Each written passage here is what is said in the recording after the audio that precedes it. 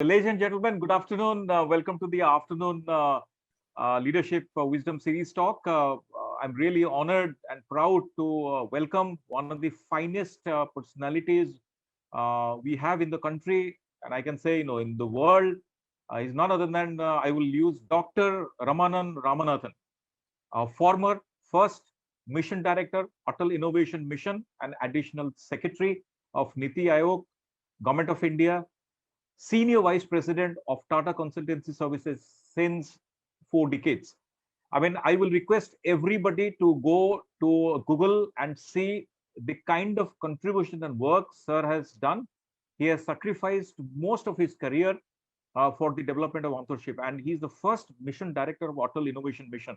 You can please, I will request everybody to go to the website and see the kind of contributions he has done. Um, Let me give you his brief profile. Dr. Ramanan has served as the first mission director of the Atal Innovation Mission and as additional secretary at Niti Aayog, a national institution for transforming India between 2017 to 2021, a flagship national innovation and entrepreneurship initiative launched by the PMO Government of India. As the mission director of AIM, Atal Innovation Mission, Dr. Ramanan has been instrumental in the launch and execution of several nationwide innovation and entrepreneurship initiatives, resulting in 10,000 plus Atal tinkering labs being established in schools nationwide, with 8,700 plus currently operational in 650 plus districts, and 4 million plus students having access to innovative technologies like 3D printers, robotics, IoT, electronics, do-it-yourself kits, 75 plus Atal incubation centers selected with 68 plus operational in universities and industry with 2,050 plus startups, 640 plus women-led startups. Unbelievable, sir. 20 Atal community innovation centers being established in Tier 2, Tier 3 cities in rural India.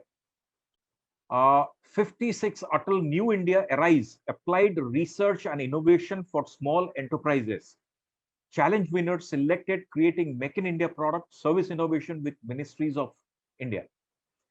One of the largest mentors of change networks with 5,000 plus mentors nationwide to mentor school students and startups. These are all his contributions. 40 plus corporate NGO, public sector and international innovation partnerships of Atal Innovation Mission. Dr. Ramanan was previously managing director and CEO of CMC Limited. You know, the famous company, a subsidiary of the globally acclaimed Tata Consultancy Services, TCS. Under his leadership, CMC share price grew over 2,100%, 2,100% between October 2001 to 2014. Its operating profits over 1,338%, leading to its successful amalgamation into TCS in 2015. Unbelievable figure, sir. Dr. Ramanan joined TCS in 1981, graduating from IIT Mumbai in electrical engineering and played an instrumental role in the growth of TCS. He is a Harvard Business School alumni, accredited in sustainability leadership by Cambridge University, and has an honorary doctorate awarded by Gujarat Law Society. Dr. Ramanan was awarded the 2019 National Digitalist of the Year by SAP MINT, the 2020 Outstanding National Public Service Award by Confederation of MSME. He received Most Valuable CEO Awards from Business World India twice in a row, Asia Outstanding CEO Award from CMO Asia, Singapore, Rajiv Gandhi Shiromani and Indira Gandhi Shadbhavana Awards. Dr. Ramanan is lifetime chair of Harvard Business School Advanced Management Program alumni, board member of Israel India Innovation Forum, Samiksha, Unnati Government of India Initiatives, chair of New Zealand Trade Enterprises, Beachheads, board member of Indo-US Technology Trade Forum, Indo-US Artificial Intelligence Committee, and former member of Tata Group Innovation Forum. Ladies and gentlemen, unbelievable profile and contribution. Please join me to welcome one of the finest personality we have in the country, Dr. Ramanand Ramanathan, former first Mission Director, Atal Innovation Mission, and Additional Secretary, Niti Aayog, Government of India, and Senior Vice President, Tata Consultancy Services. Over to you, sir. Thank you, Dr. Swain, for that very generous introduction.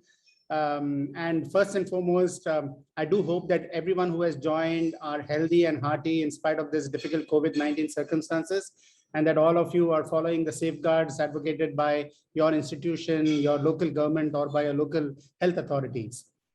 I am indeed privileged to have an opportunity to interact with all of you from the esteemed Rajalakshmi School of Business.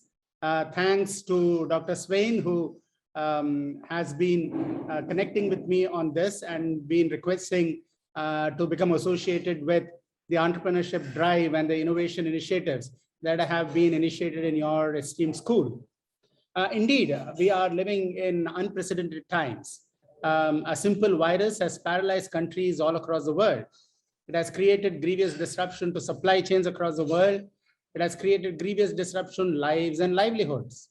It has created national lockdowns under whose effects we are still reeling. It has created tremendous migrational problems for people all across the country because we are a very large country. We have more than 650,000 villages in our country. We have more than 715 districts. We have more than 8,000 small towns and cities. And we have only 8 tier 1 cities. So people from all over the country flock to these 8 tier 1 cities, and that's not a sustainable proposition for any country to have.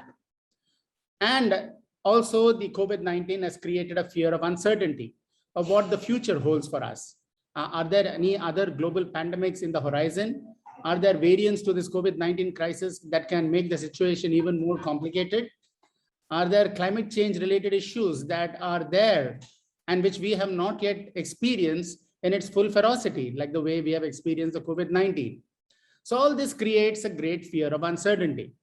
But at the same time, all of you who have logged on to this call, you have an unprecedented opportunity to transform the future. And that is why we are all here today.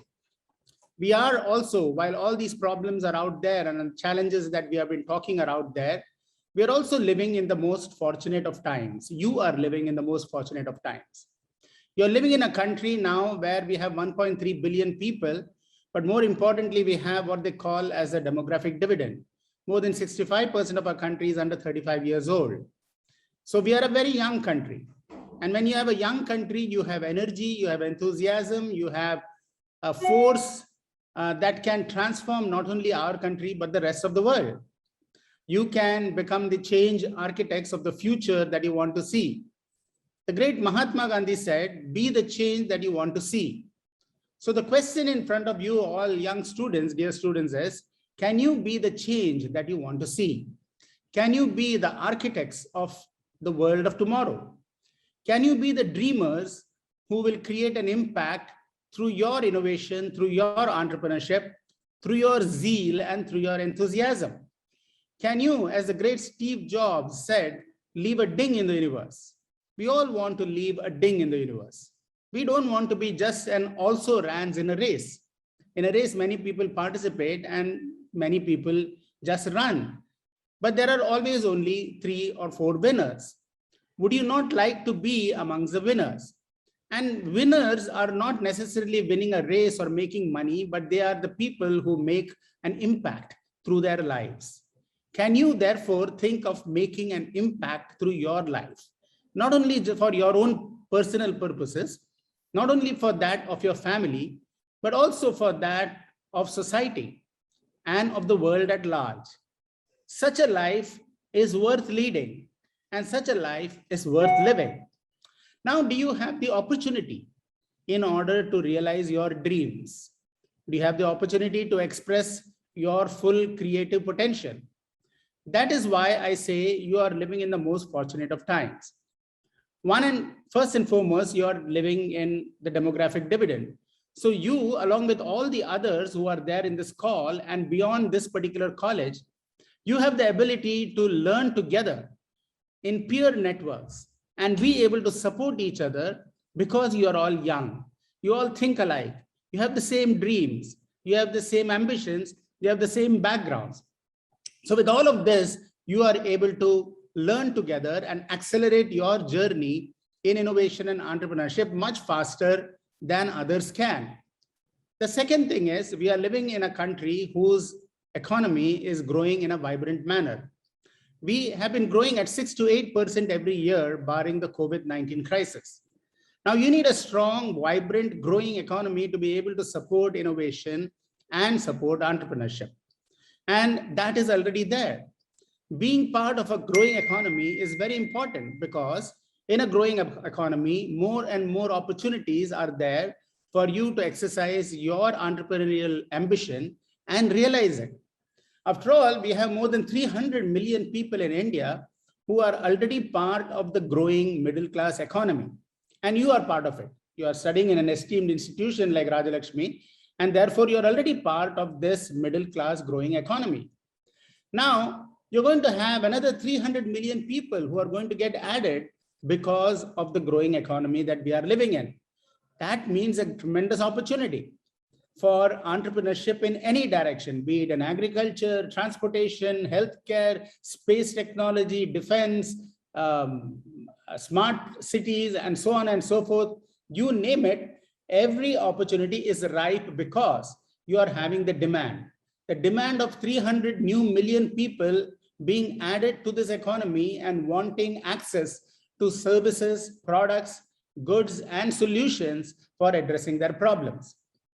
And the third is, you are also living in a world where technology is changing the shape of the world.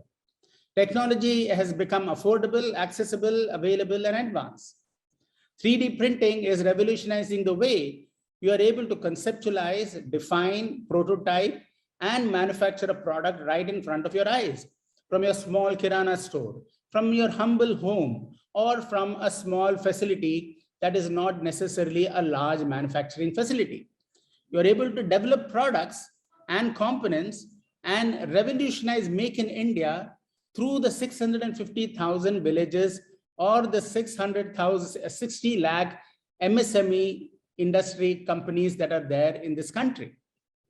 That is the opportunity in front of you. Robotics is driving the next level of automation and productivity. Cloud services is enabling you to reach your products, your services, and access products and services from any part of the world into your district, into your village, into your home.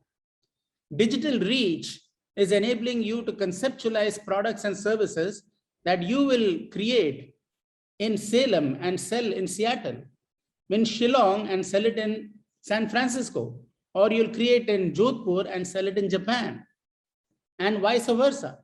So the world is your stage, and technology, which is enabling 3D printing, robotics, IoT, sensor technologies, which are getting embedded into man, machine, device, soil, space, all of these is enabling large amounts of data to be collected from various sources and process this data using high-speed processing algorithms or artificial intelligence to be able to make sense of this data and take action on this data. Now that is giving rise to tremendously new opportunities for reimagining the world, for reimagining every solution that is there in the world. Now take, for example, in this COVID-19 crisis, people were afraid of contact. So now using IoT technologies and sensor technologies, people started creating contactless surfaces or solutions that did not require contact. It threw open a new business opportunities in PPE or in sanitizers or in cleaning equipment and so on and so forth. And suddenly an entire new industry has sprung up, which is going to last not only now, but for the future. So you have augmented virtual reality, which is now enabling you to supplement education in our schools and being able to work together across countries, using HoloLens or using collaborative tools and technologies and leveraging augmented reality, virtual reality, you are able to actually solve a problem, let us say in a complex aircraft maintenance, by getting a 3D view of that particular component, which somebody else is looking at the aircraft, at the problem, and you sitting down in your lab is able to guide him or her into solving that problem. That is what technology is enabling. And so you have 3D printing, robotics, IoT, miniaturized electronics, augmented virtual reality, nano computing, supercomputing, artificial intelligence, blockchain. These technologies are enabling you to become very innovative. And you therefore need to launch into the world of innovation. That is why the Atal Innovation Mission was launched. The Atal Innovation Mission was launched in order to create and promote an ecosystem of innovation and entrepreneurship across the length and breadth of our country. Now, there are two parts to this innovation and entrepreneurship. Number one, are you equipped with the spirit of innovation? Are you equipped with the spirit of problem solving and innovative thinking? That's very important. You cannot wish to become an entrepreneur or an innovator if you don't have the spirit of problem solving. And the spirit of problem solving arises from curiosity. Curiosity about the world around you and observation of the problems around you. And then you say, can I create a solution for this problem? So when you try to create a solution for the problem, that leads to further discovery about the details of the problem. But you cannot solve a problem just by observing it superficially. You need to dig into the details. That leads to discovery. Discovery leads to knowledge acquisition, because you suddenly realize that you are having a gap in your knowledge in being able to solve the problem. That may be a technical knowledge required, a business knowledge required, a visit to the actual location required to understand the problem better, and so on and so forth. Knowledge acquisition leads to processing of that knowledge and synthesizing of the knowledge gain to create an idea of a solution. That idea comes from your imagination, your creativity. And remember, my dear young students, every one of you is a born innovator. Every one of you is a born creative person. Why do I say that? When you were born, you didn't know how to walk, you didn't know how to talk. You stood up, fell down, you stood up again, fell down, you observed the world around you, you saw people walking. But every time you fell down, you stood up and you innovated. And through that innovation, you learned to become steady. Through that steadiness, you learn to walk, you learn to run, you are now participating in races, you are participating in Olympics, you are participating and you are winning medals for our country. That is the power of innovation. So every one of you is a born innovator. Similarly, none of you knew how to talk, but you saw the world around you, you saw lips moving, you saw sounds coming out, you started emulating, you used your new native intelligence to innovate every now and then, and soon you are speedily speaking. And now one is not able to stop you from speaking, like you're not able to stop me from speaking, right? So that is the power of innovation. So my dear young students, every one of you is a born innovator. So when you apply your imagination and your innovation capability, see, our education system has been a rote learning system. That's a very unfortunate development over the last several years. As a result of which it categorizes people as, accomplished people and non-accomplished people. People think they are only intelligent if they get first rank or second rank, or if they are among the top 10. And soon they start limiting themselves in their ability to think that they can be innovators, they can be creative people, they can be the architects and the dreamers of tomorrow. And therefore, nothing is so far away from the truth as this myth, the myth that you have to excel in academics in order to be an innovator. Every one of you can innovate because you see the world around you and you say, I'm going to solve this problem. And there are many people we have found. We have launched thousands of Atal tinkering labs across the country, 10,000 tinkering labs today, and 4 million students. And what we have found is some of our best innovators in the Atal tinkering labs are not necessarily students who are scoring the highest marks. In fact, some of the students who are scoring very low marks in their class are becoming some of the best innovators. And the teachers are now waking up and saying, hey, this student has talent. They have some creative ability, which we were not noticing because we were only looking at his maths mark and physics marks and chemistry mark, whereas there is this student who has lateral thinking in his capability. So my dear young students, this is what I mean by problem solving. Problem solving means discovery, curiosity, discovery, knowledge acquisition, imagination, and then getting familiar with the tools and technologies available for you to create an innovation. And once you create that innovation, you won't look back because you are the creator. You are now the person who is able to think of becoming a job creator rather than just a job seeker. You're not looking at the end of the 5th year or the final year of your college and saying, oh, who is going to come and place me? You're not looking at the chief placement officer eagerly saying that which company will I join? You are instead saying, can I create my own job? Can I create my own entrepreneurial organization? And yes, you can. The great Swami Vivekananda said that if you have belief in 1,000 gods and goddesses, but do not have belief in yourself, you are doomed. So believe in yourself that you can be the entrepreneur of the future. And today, in today's world, unlike the world in which I grew up, or even Dr. Swain grew up, unlike that world, today's world, entrepreneurship is not risk-taking as much as it was 20 years ago. You have a number of venture capitalists, you have a number of companies, you have a number of organizations, not only in India, from across the world, who recognize Indian talent, who recognize Indian innovative capability, and who want Indian innovators to be able to create innovations. You see, India has never lacked for great innovators, great thinkers, great engineers, great scientists, great doctors, great philosophers, or great artists. You name it, we have everybody. When they go to US or to any other advanced economy, they become their true selves. They are able to blossom. So you have a Sundar Pichai heading Google, a Shantanu Narayana heading Adobe, an Arvind Krishna heading IBM, a Satya Nadella heading Microsoft. You have several Indians leading Harvard University and Carnegie Mellon and Stanford University and so on. How did they become there? They became because they got access to an innovation ecosystem. Now that is what the Rajalakshmi School of Business is trying to enable, to create that ecosystem of innovation and entrepreneurship that will spur you into the exciting world of innovation and entrepreneurship.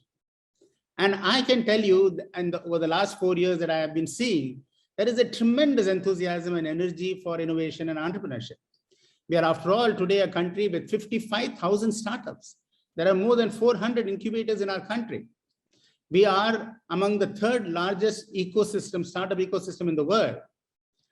We are in the top 48 positions of the Global Innovation Index. And we have leapt to this from a position of 81 5 years ago. 5 years ago, we were at position 81 in the Global Innovation Index. Today, we are in position 48. How did this happen? It happens because of the tremendous enthusiasm for innovation and entrepreneurship in our country. We have, in the last COVID-19 year, 11 new unicorns which have sprung up. Imagine in a COVID-19 year where everybody was thinking, economy is going down and so on, you have had 11 unicorns. We already have more than 48 unicorns from India. And it is estimated that by 2030, we will have more than 100 unicorns from India. Now that is an amazing growth in terms of unicorns. We will be ensuring within the next couple of years, more than 100 unicorns. But more importantly, we are making impact on the rest of the world. Now that is why the Atal Innovation Mission has launched thousands of incubators. They are launching thousands of startups, and we are launching what are known as Atal Community Innovation Centers. Now, why are community innovation centers important? You see, we are a large country, like I said, 650,000 villages. We have 715 districts, and we have 115 of them called aspirational districts, because they are at the bottom of the pyramid in terms of basic access to healthcare, education, clean drinking water, sanitation, waste management, and so on. Many of you may not have experienced these problems, or those of you who have your parents or your family in some villages would have experienced this problem. We want to raise all these 115 aspirational districts into advanced districts. That's why we call them aspirational. And if you want to make them aspirational, you need innovation and entrepreneurship. You also need to address socio-economic progress of our country, not just economic progress. If we do not solve the digital divide, the economic divide, the divide between the haves and the have-nots, we will not be able to raise our country as a whole. And this divide will increase. And that will create more problems for our country than solutions. So my dear young students, you have an opportunity, those of you who are socially inclined, to become social entrepreneurs. And social entrepreneurs have a lot of NGOs and a lot of organizations backing, because everyone realizes that today's world, if we do not address what they call as sustainable development goals, the United Nations has 17 sustainable development goals. If you do not align your innovations and your entrepreneurial organizations along with the sustainable development goals, you will not be able to make progress in a sustainable manner. And that's why there are organizations backing it and supporting it. And that's why we are setting up adult community innovation centers, so that thousands of hubs of innovation and job creation gets created in India. We cannot deal with only 8 tier 1 cities as centers of innovation and job creation. We need 8,000 small towns, hubs of innovation and job creation. Why should people migrate from Lucknow to Delhi or from Tamil Nadu to the United States if they will be able to find local opportunities that can enhance their earning potential and solve the problems? So that is the opportunity, incredible opportunity. The Honorable Prime Minister, in his eloquent clarion call of Atmanirbhar Bharat, said that there are 5 pillars on which Atmanirbhar Bharat relies. First is the pillar of demographic dividend that I already talked about. That's a great opportunity for edtech startups. If you're interested in education, then edtech startups is the way, because you need to be able to empower our 150 million young students from our country who are entering into the workplace. Did you all know that we have 1.4 million schools? We have 10,500 engineering and related institutions. We have 39,000 colleges, and we have 150 million young students like you entering into the workplace. They have to be empowered with the knowledge of tools and technologies. And therefore, EdTech becomes a great opportunity for you to have a startup.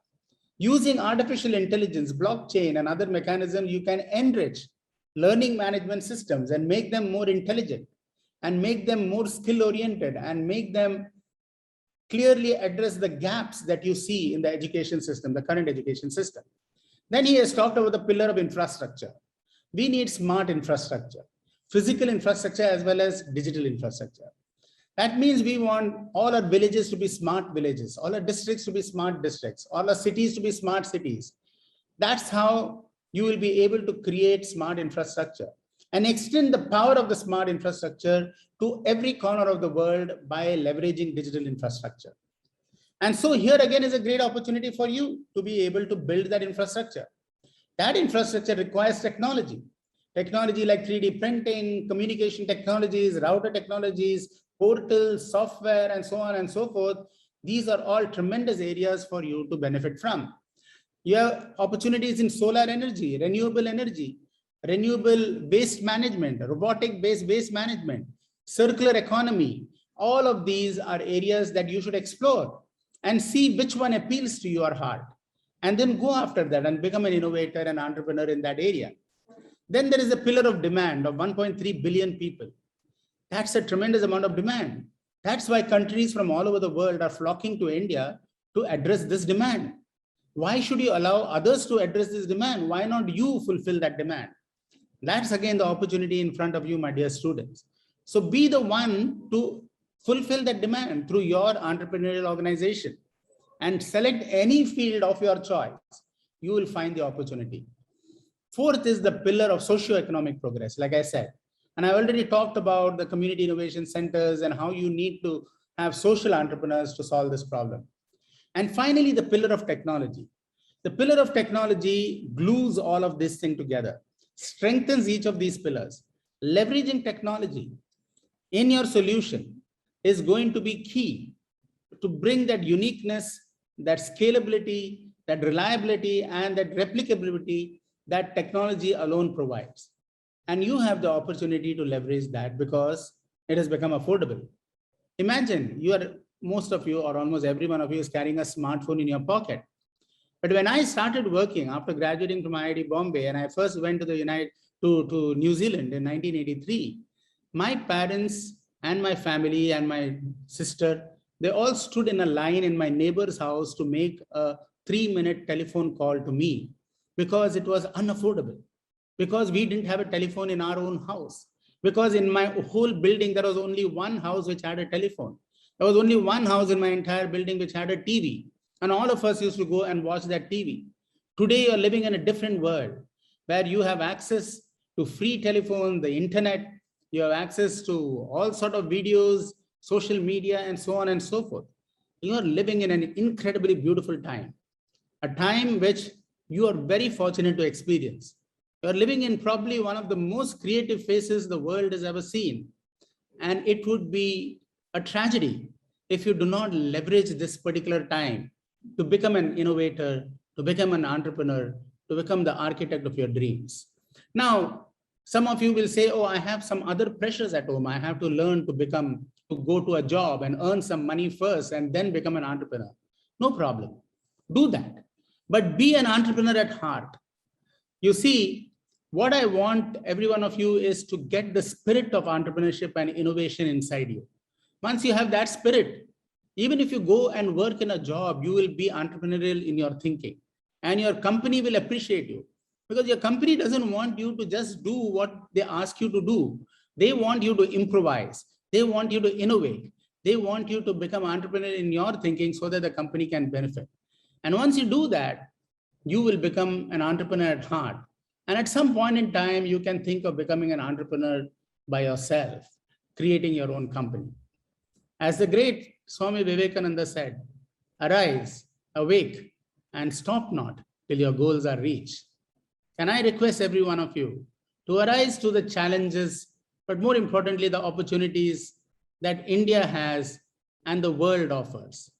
Can you awaken in you that latent talent, the innovative capability and the creativity that is part of you, and that you can bring to the surface and express itself through an entrepreneurship or an innovation initiative? And can you stop not till the goal of Atmanirbhar Bharat is reached? Thank you so much for giving me an opportunity to share a few thoughts on this particular occasion. And all the very best to every one of you in your personal and professional journey. Thank you very much, sir. Ladies and gentlemen, huge round of applause for Dr. Ramanand Ramanathan, for former First Mission Director, Atal Innovation Mission, and Additional Secretary, Niti Aayog, Senior Vice President, Tata Consulting Services. I mean, wonderful deliberation, sir, the way you motivated all of us, and what he exactly said, he talked about young demographics. He talked about, can you make an impact in the society and world? He is also very optimistic and sure that youth can change the world. Entrepreneurship is very important. 6 to 8% growth every year we are growing. So that is a tremendous possibility for all of us. Plenty of opportunities because 300 million people will be added into the forum. Technology is changing the world. Digital reach and data is ruling. And he talked about IoT and sensor services during COVID-19 crisis. He talked about digital reach. He talked about the importance of Atal Innovation Mission, create and promote entrepreneurship and innovation. He talked about very important concept, spirit of innovation, curiosity, observation of problems and finding out gap and reducing the gap. It's not me too kind of business. Somebody else is having a business, so I will do that and copy that. There is no harm in doing that, but he is talking about finding it out, the gap in the market, and trying to address that. That's true entrepreneurship. Then he talked about everyone is born as an innovator. That's a very, very positive statement, and it motivates everybody that yes, I have also a chance as an entrepreneur. Marks are not the qualifying criteria for innovation. He has given a lot of examples where not somebody 99.9 is able to create that, and he's absolutely right. You see the innovation platform, I think all the people are from like tier 2, tier 3 cities. Then he talked about the job and entrepreneurial IQ that we need to carry, whether you are in entrepreneurship or in job, carry the spirit of entrepreneurship. He said execution is key. He said about all the top Indians who are doing wonderfully well outside because of the ecosystem. So that's what exactly Government of India and Atmanirbhar Bharat and Atal Innovation Mission and SIR is doing. They're creating an ecosystem of innovation and sustainable growth. He talked about 55,000 startups, third largest ecosystem in the world. So you have every chance to become a social entrepreneur because there is support. So I think this is the summary of the talk. I think within these 40 minutes, what he has done is unbelievable. I mean, we are lucky to listen all these things. Sir, would you like to make the forum open for them to ask their questions? Sure. Maybe I As you know, so thank you very much, sir. As you know, all of you, he is from IIT Mumbai and Harvard Business School alumni. So you can not only ask questions on entrepreneurship, but also on your career and other areas. Don't restrict yourself only to entrepreneurship, right? Anybody who is interested in entrepreneurship, go ahead and ask questions. Either you can raise the hand or you open your microphone, tell your name and just ask the question to sir. Sir would love to answer your queries. Over to you all students. Good afternoon, sir. Good afternoon. I'm Rasmia, and my question is, what could be the other aspects like innovation, as you said earlier, would make an entrepreneur more successful and competitive?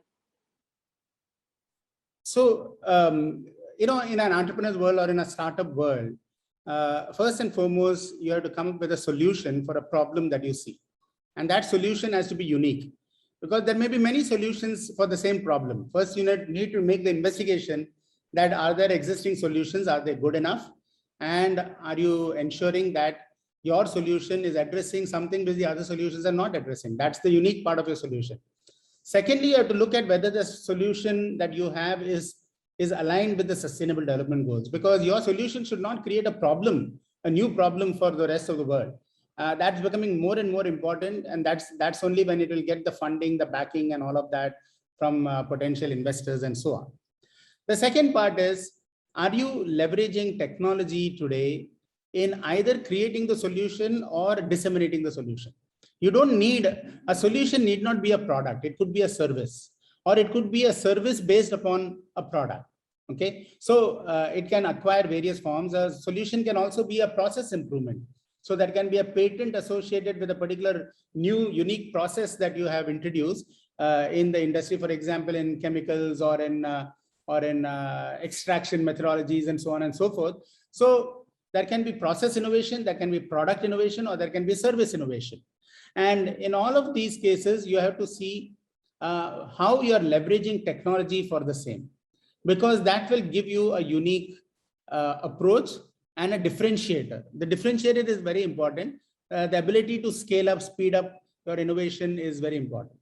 The third is, how do you become agile? Agility is very important. So agility is to be, ability is you have, that's why you have become an entrepreneur, let us say. But to have agility, you should surround yourself with the right team.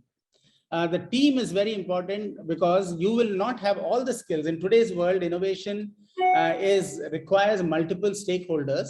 You'll need a financial expert, communication expert, you'll need a HR expert, or you'll need somebody who has combination of those. So that becomes very important. Then only your startup will start succeeding from a business point of view. Technology alone is not going to help.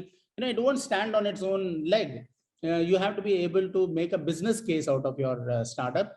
It should become affordable from a customer point of view. It should become usable. It should become useful, and it should become cost effective from a cost point of view. So these are all aspects which you will need other experts like financial expert and communication expert and so on. Then you need to ensure that you have a unique approach to the market. What I mean by unique approach is, are you targeting, you should be very clear which is the customer that you are targeting. Very often people create a solution and then they are in search of a customer, because they have not thought through what is the customer that I am targeting. So unique approach in marketing, unique approach in customer segmentation, a unique approach in customer approach and adoption. There may be customers whom you want to give your product free in order to get the necessary feedback so that you can continuously improve. And finally, you need to ensure that there is tremendous amount of productivity in your entire startup. Productivity only increases when you have access to tools, technology, and empowering knowledge. You also need the right partnerships. You have to see what are the partnerships I need to build. It can be technology partnerships, it can be business partnerships, or it could be customer partnerships. So in all of this, you have to see how do I build these partnerships. And finally, any startup, the startup people should have tremendous passion and persistence. The word fail should not be there in your vocabulary. Fail should mean first attempt in learning. It should not mean failure. And when you have that attitude and approach, because you will need that at different points in time as your startup goes through up and down experiences, right? Funding is very important. Partnerships are very important. And you will need to work through all of this. All of these are additional things that you need in order to become a successful entrepreneur, beyond just the technology or the solution that you're talking about. Thank you, sir. That was really helpful. Thank you.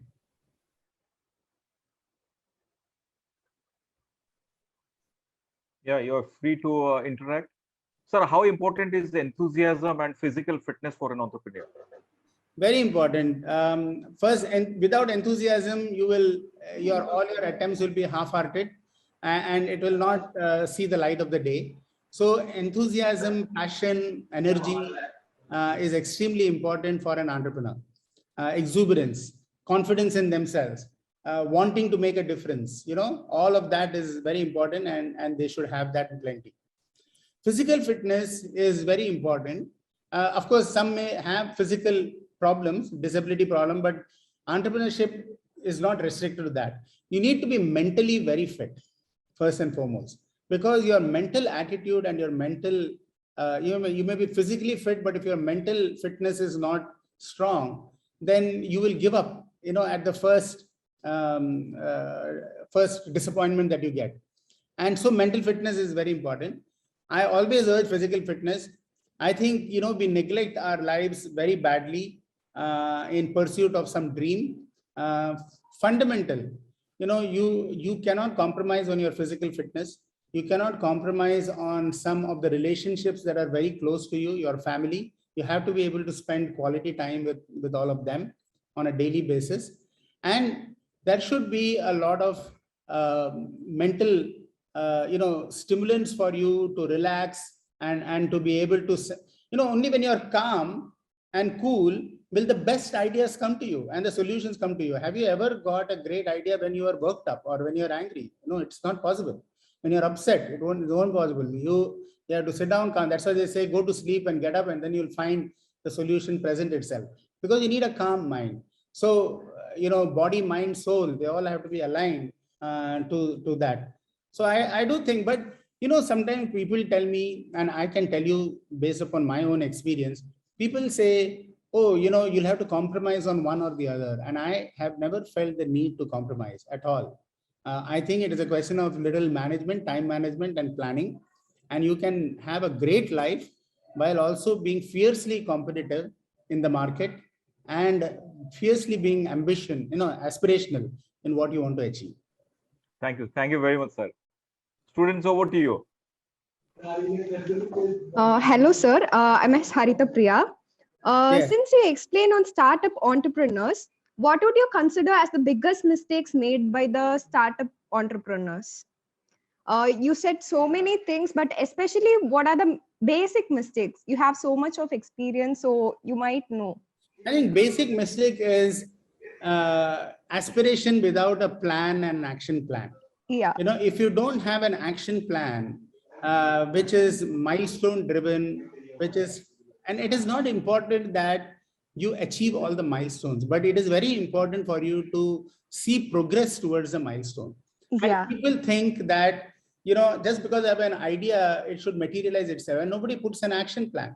Sachin Tendulkar did not become a great cricketer because of his genius in batting. He practiced every day. He had an action plan. He used to get up in the morning at 6 o'clock, go to the nets, practice for 5 hours, come back, have maybe breakfast, lunch or something, practice some more time, take some rest, practice some more time.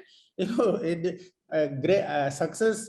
They say genius is 99% perspiration and 1% inspiration. So perspiration means perspiring against an action plan. So have an action plan and monitor the progress of the action plan. And then take corrective course corrections in the action plan. When you don't meet that action plan or you're not meeting it, what is the correct course correction I have to do? Whose help I have to take? Second mistake that many entrepreneurs do is they try to solve all the problems themselves. Have a mentor, have a very good mentor, and have a set of people with whom you can have trust and confidence so that you are able to reach out and seek help. You know, we Indians are very shy of asking help, or we are extremely fearful that my great idea will be copied by somebody else. You know, Yeah. and end of the day, you end up neither improving on your solution nor being able to deliver. So mentorship, having trust in some couple of partners and seeking help wherever you need, that is very important. That is not within our psyche. And finally, I think we tend to compare ourselves with others always. We feel, oh, you know, that guy's become very successful and, you know, I don't have that ability and etc. and all that. Just forget about the rest of the world. You focus on your passion, your entrepreneurship, you will succeed. I firmly believe that when you set your mind on something, you will succeed. And you will find the solution, you will find the world helping you. Actually, you will find nature aligning itself with you. That's a great secret of life, according to me, that when you want something and you are really keen on getting that, you get it because your mind is on it and the rest of the world aligns itself with your dream. Sure, sir. Thank you, sir. That helped a lot. Thank you.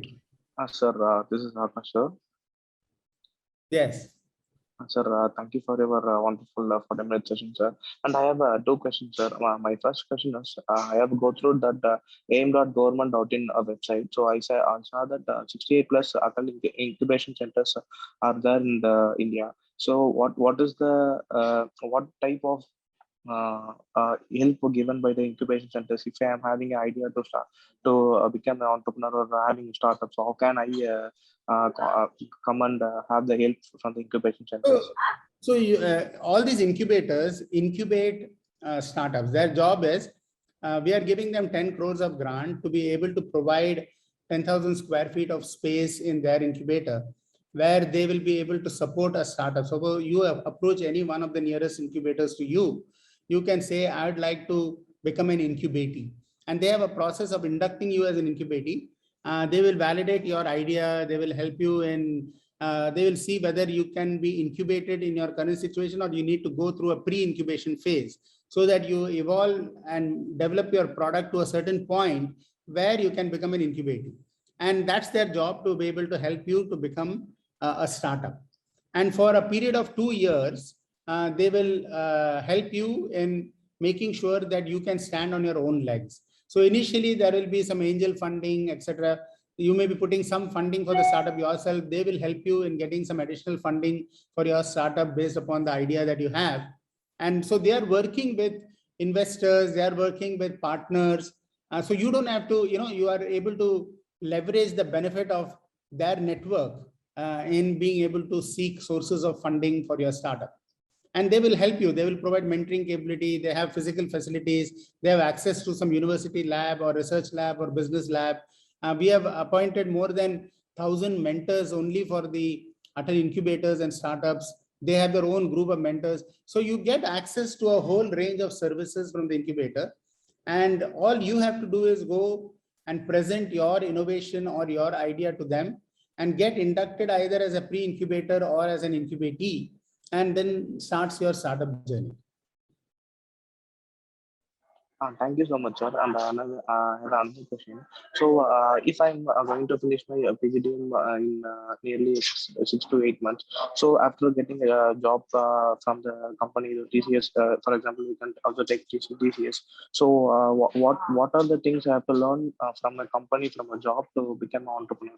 So, what are the qualities that I will get from the job? For example, I'm working in TCS for 3 to 4 years, and I'm aiming to start my own company related to them. So what are the things I have to get? Typically, when you join any company, then they will assign you to a project. And that project can be a technique, depending upon your background, either you have joined in the technical stream or the management stream or whatever, right? These projects enable you to get a very holistic idea about servicing a customer. After all, a company services a customer and they pay them for the service or pay them for the product. So you get a very good idea about what customer expectations are, what customer interactions are. How do you interface with the customer? What is, if you get a world-class customer, supposing, for example, you join TCS and your project may be for Motorola or for American Express. Now, these are world-class companies. And through these world-class companies, you are able to learn about how they expect work to be done. And they are very strict in following certain processes. Quality expectations are high, productivity expectations are high. They expect you to complete projects on time with the desired quality and all of that. So there is a number of things you learn through the projects of a particular company. But what do? You should use all that on a daily basis to see how can I improvise. And when you learn how to improvise, so for example, if you are seeing that this is what is expected out of you in a certain period of time with this quality. If I were in your place and I had an entrepreneurial mindset, I would say, how can I do it faster, better, cheaper? That is what an entrepreneur does. An entrepreneur starts improvising because he sees gaps in existing processes, in existing product, or in existing methodologies and tools and so on. And so your ability to be perceptive to those gaps and start addressing the gaps proactively from yourself because of your thinking, that will differentiate you from the rest of the people who are working on a project. And then the project leader will notice it and say, this guy is brought some value, additional value than what I just told him to do. He just did not just blindly do what I asked him. He did that, but he did it more intelligently and did it better. And that begins the journey of an innovator or an entrepreneur. Once you start doing that, you, in the 4 or 5 years that you're there, you are working on multiple projects, you are seeing multiple products. So out of all of that will come an idea to you that this is something that I can create or I can become an innovator. And maybe you will have a couple of friends with whom you can discuss. So all of these are possibilities. But if you have an entrepreneurial mindset, you are constantly looking. For example, when you look at a customer, supposing you're working for, let's say, AT&T or Motorola or American Express, you're constantly seeing how they are introducing new products, new services. Then it will come to you, oh, why not we do something like this in India or something better in India and so on and so forth.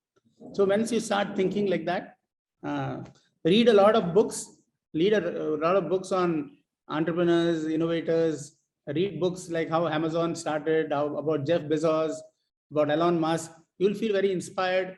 And then all of this will help you in your innovation journey. Sure, sir. Thank you so much, sir. My biggest dream is to become a good entrepreneur. So soon we'll reach aim soon, sir. Yeah, great. Akash, don't worry. We will request sir to mentor all of us. Yes. So, Sure. it's only a beginning. So don't worry.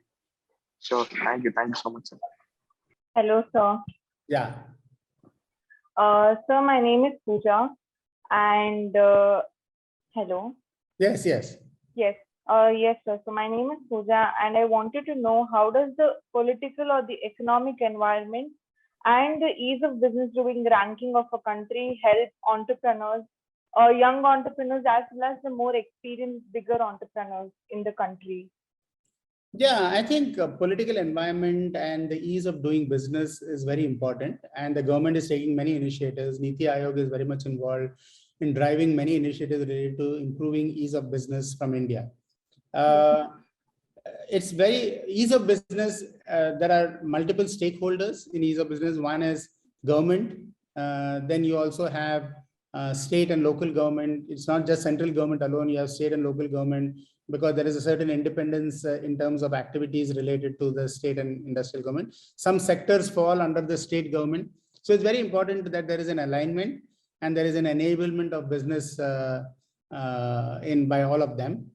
India has been improving steadily in its ease of business, of course, but we need to speed up much further. Small countries like New Zealand, I think, is the #1 in ease of business from whatever I have read earlier. But there are others also who are doing that. Very important. And what was the second part of the question you asked? So I asked about... you asked about politics and about ease of business. Yes. Yeah. So, yeah, so they both are very intricately connected to each other, because government reforms and administration is very important to be able to do that. At the same time, I think private sector should be actively involved in giving suggestions to the government of where the bottlenecks are, and students like you who are interested in research can study best practices in other countries and see, make recommendations also to the government. Okay. Sir, I think I will ensure that Pooja will be doing research on the best practices in different countries. Yeah. I will ask her to write an article and I will share that article with you. Sure. Pooja, you have to make a commitment because sir has shown a way. Yeah. Yes, sir. Sure. Thank you. Yeah. Happy afternoon, sir. Good afternoon, sir. This is Jyoti Pandey here. So my question is, there are many startups coming now, sir. So if I am going to have my startup, will the location play the important aspect of my business? It depends on the startup, right? So if, for example, what type of startup is it, and where is your market, and how important is physical proximity to a particular location important for your startup? So if your startup is providing software as a service, I don't think location is an important factor, right? But if you are having some defense related or space related startup, it's better to be closer to a location of ISRO or one of the locations of the defense where the customer is present. So your location of the startup should be driven by, one, the nature of the startup. Second, the physical customers that you want to service, where are they located? Okay. And third, the availability of resources to be able to do your startup well. So for example, if you need access to universities, you need access to some defense labs or some labs, physical labs, biotech lab, and so on and so forth. You need access to good human resources to be able to recruit. Then you'll have to select a location where all of this is conducive for you, right? Even if your market is elsewhere, but if your dependency on the resources where you will need to scale it up, because at some point, that's why so many startups in the US go to Silicon Valley, or why do they go to Seattle and so on? Because you have an ecosystem which is enabling the supply, even though the demand may be elsewhere in the world, right? But for the demand to be fulfilled, if you don't have physical location, if yours is a physical product or a service, delivery service, for example, like Ola,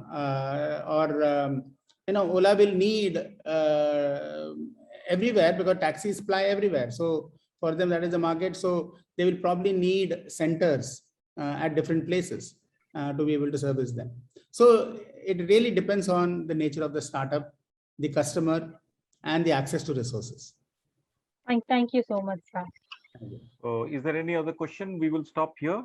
We have reached the time. Oh, Vignesh, you have the question. So this is the last question.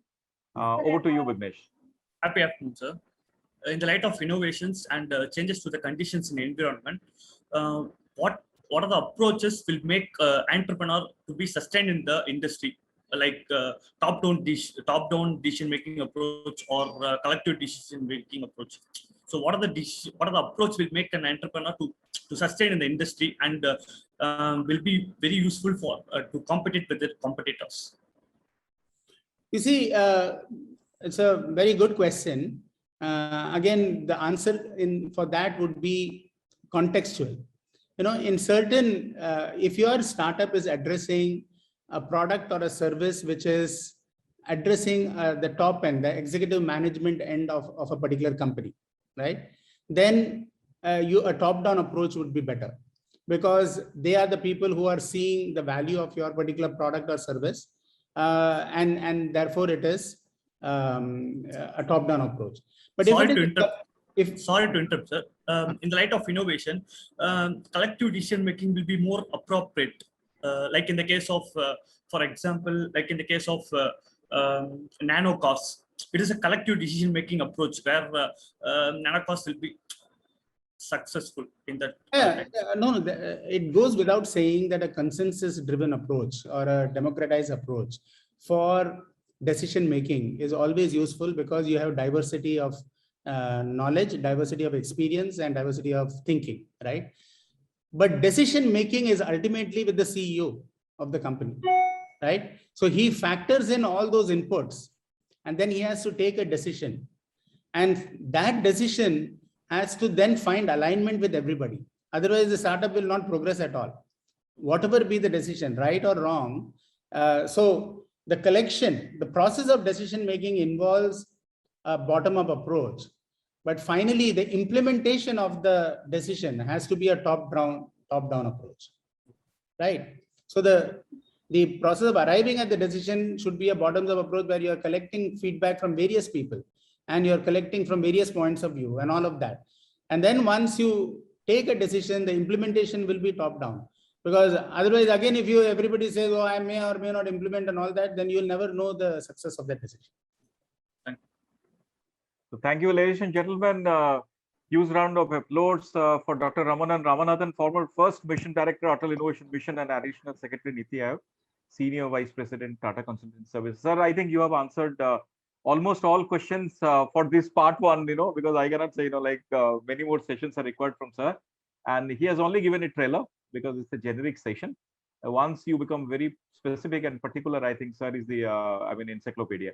So, sir, thank you very much for your time, sir. It's an honor to host you, sir.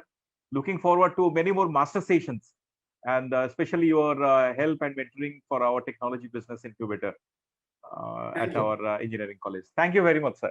Thank you. Thank you so much. And I look forward to an opportunity of visiting your college once all this sure, sir. travel becomes enabled.